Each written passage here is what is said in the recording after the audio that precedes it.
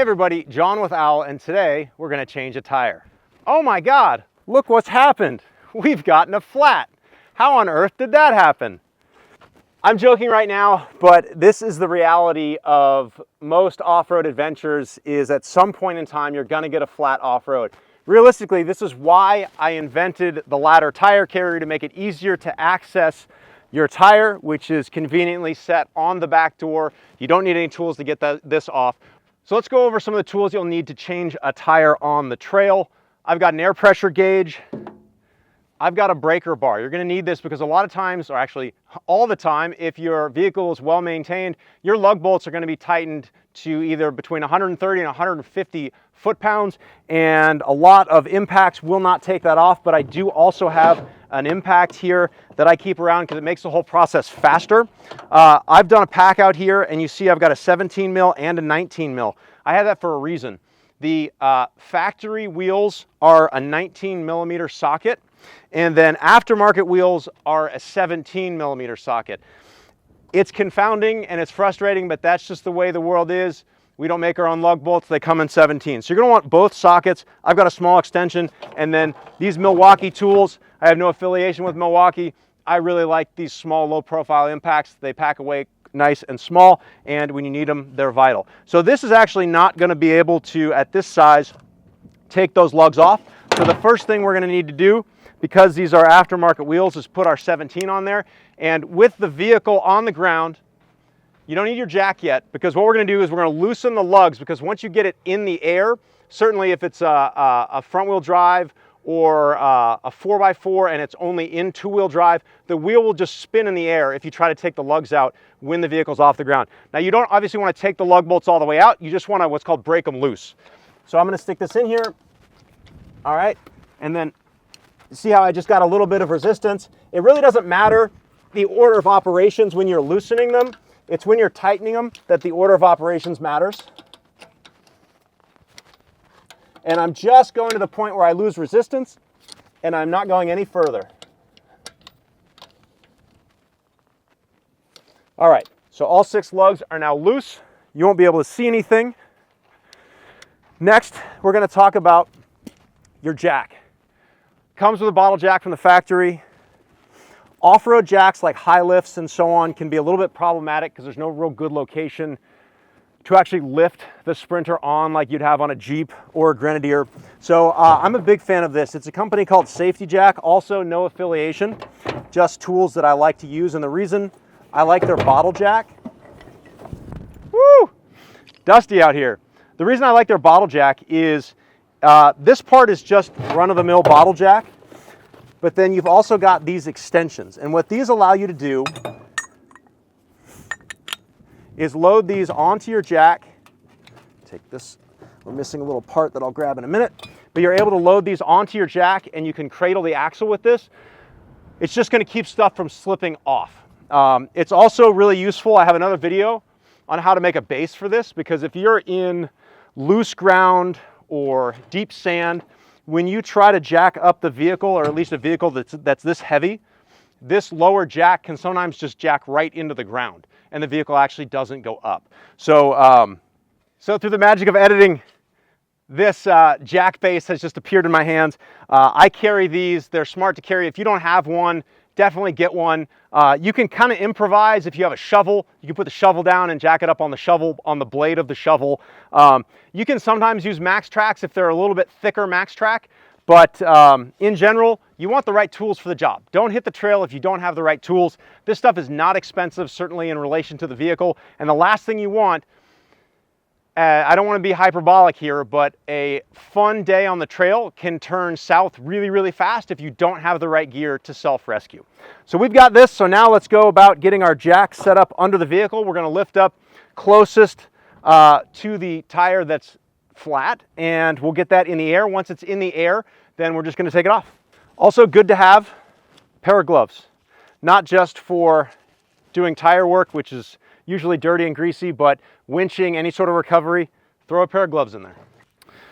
If you haven't used a bottle jack before, they're quite simple. This is your dump valve. So you've got a little on the handle that you use to pump up the jack. There's going to be a little slot. If you've never used one of these, you lefty-loosey, righty-tighty, you turn it counterclockwise. Yes, counterclockwise to release it, and then you got it, before you can jack it up, you turn it all the way in, make sure it's tight, and then as you pump this, it's going to raise the bottle jack. Now's the fun part where we get dirty. So with the tire this flat, we are too close to the ground to use the cradle, the axle cradle, which of course, there, I left that. So kind of is what it is. I screwed the jack down. We're gonna be on the axle. You just wanna be very careful. I'm under the van right now, but it can't fall on me because the wheel's still on. Absolutely unequivocally, never, ever, ever go under a vehicle that is supported by a jack, right? So once this wheel is off, this is no-go land. It's absolutely not worth it. I have seen vehicles fall off of jacks many times. So again, I'm perfectly safe right now because the lowest this vehicle can get is that rim. This is gonna be a tremendously exciting video. So we're off. You can see some air under the tire. Now as this tire kind of grabs its shape again, it's gonna go back down, but we actually wanna go higher than this because we gotta put a fresh tire on, and the fresh tire is not gonna be flat. And what I don't wanna do once I take this wheel off is crawl back under and jack it up more. And again, take inventory. Oh, I should have said this in the beginning.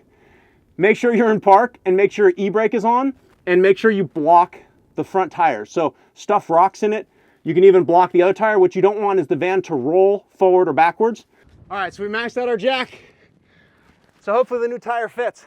But in this situation, if you can't get the vehicle high enough to get a brand new, freshly, I can say that, a brand new fresh tire on that's fully inflated, you can always deflate that tire and put it on and then air it up after.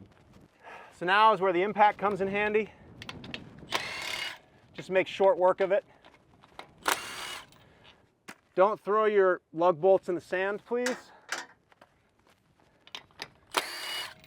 because then you will get sand on the threads, and when you have sand on the threads, it can actually impact. When you have anything on the threads of your lugs, it can impact, pun intended, the overall ending torque of the lugs, because that can either impinge or get caught, and you don't want to have some lugs that are tighter than others because your wheel won't sit flat on the hub. All right, flat tire. We get to show the ease and beauty of getting your tire off of the Owl Ladder tire carrier.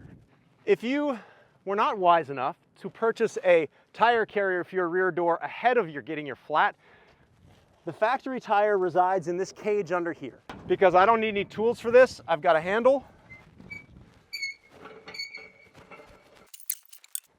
Tip the tire off, I grab it here, just pull it. Don't hurt your back, let the weight land on the ground. Also, well, I'll show you when I put the other one back on the tire carrier. All right, so quick measurement. Center of the hub is well above the center of the tire, so we've got plenty of height on the jack. What I do is I lean the tire towards myself and I work the bottom like this, because you want to get the bottom of the tire under the hub. Once you get it sufficiently under the hub, you kind of raise it, and then I use my 2 feet. I grab a lug. You take the extension off of your impact. You always start lug bolts by hand. You do not want to cross thread them. You are hosed. So now that I've got this, I want to check. So I've got a thread. I'm looking through the wheel. I've got a thread top dead center. So I'm going to use my feet to kind of lift up and twist the tire, or the entire wheel and tire assembly, until I get those lined up. Then I'm going to lift the tire with my feet and push. They're hub-centric wheels. So this part that sticks out on the hub is actually what bears the weight. And so you want to index that into the wheel. Now look, the wheel's hanging on its own. So that's what you want to do. Then you clock the wheel until you can see perfectly straight down that thread. Then you're going to take this, you're going to put it in the top and rotate lightly. Make sure that it's got good bite. If it doesn't feel like it's going in, feel free to wiggle this back and forth with your feet, okay? But it should go in easily. And then what I'm going to do is just go ahead and put them all in, but I'm not really tightening them. This is just all hand tight. And notice my feet are away from under the tire At this point, I only did that to get the tire on, so in case anything falls or the vehicle falls off the jack, it's not gonna land on me. So this just makes things faster. You really don't need it, but I like having the right tool for the job. Throw it on here. Now you wanna go in a star pattern. And the reason you do that is you want the wheel to sit against the hub surface very evenly. And one of the things I should have done, which I should have told you, is just check the hub mounting surface and make sure there's no dirt, mud, debris, or anything that got on there when you had the wheel or tire off. Because if you get a rock or something between the hub, this wheel's not gonna sit straight, and when you're at speed, you're gonna get a vibration. So I'm gonna start here at the top, and then I'm gonna go to the bottom, and then crisscross.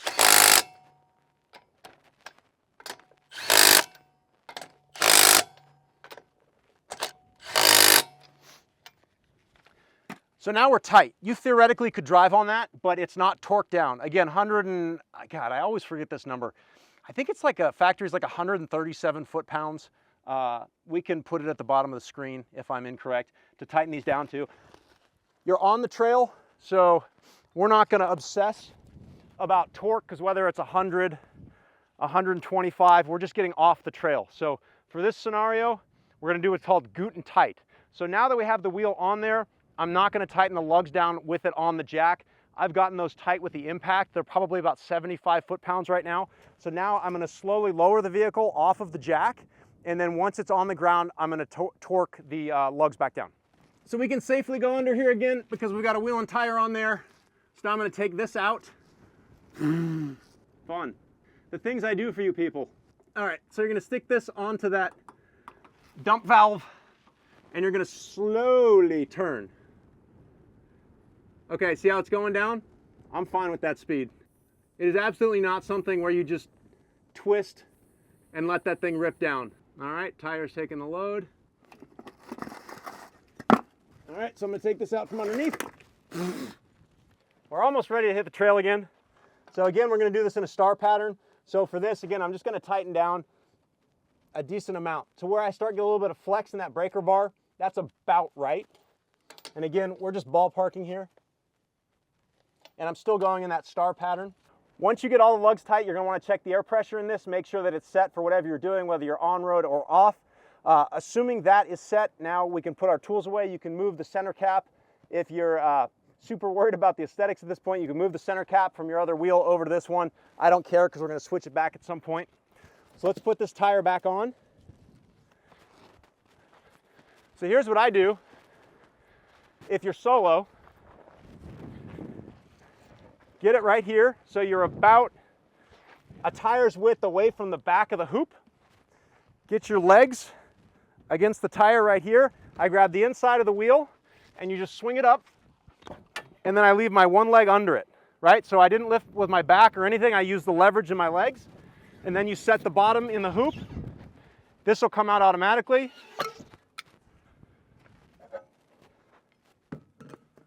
And then when you tighten this on, you want to make sure that it's nice and tight. So what's happening is normally when you've got a tire that's got air pressure in it, you're going to get resistance way sooner. Now we have no air pressure in this tire because it's flat. So as I tighten this, it's going to give me some resistance for a long time. You want to keep going because what's going to happen is because the tire is flat, that tire is a steel belted radial. So over time, that tire is going to conform to the structure behind it. So what I'm going to do is get it as tight as I can, and then I'm going to drive a little ways, and I'm going to come back out and check this, right? Because what can happen is without air in this tire, this can start to conform, which gives some lighter pressure on the handle, and it can back out.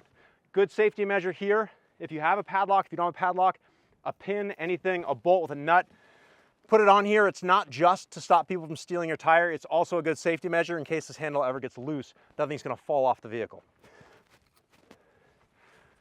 I'm going to reinstall the center cap because I'm that guy, but that pretty much wraps it up. We talked about the tools that you need in summation. It's a $5 word. 19 mil socket, 17 mil socket. I like to carry an impact, breaker bar, torque wrench, a form of bottle jack, whether that's the stock bottle jack or an aftermarket bottle jack, and then I'm forgetting something here. Oh, a jack base, so that you have something to put the jack on. and something to keep your nice little mittens nice and warm.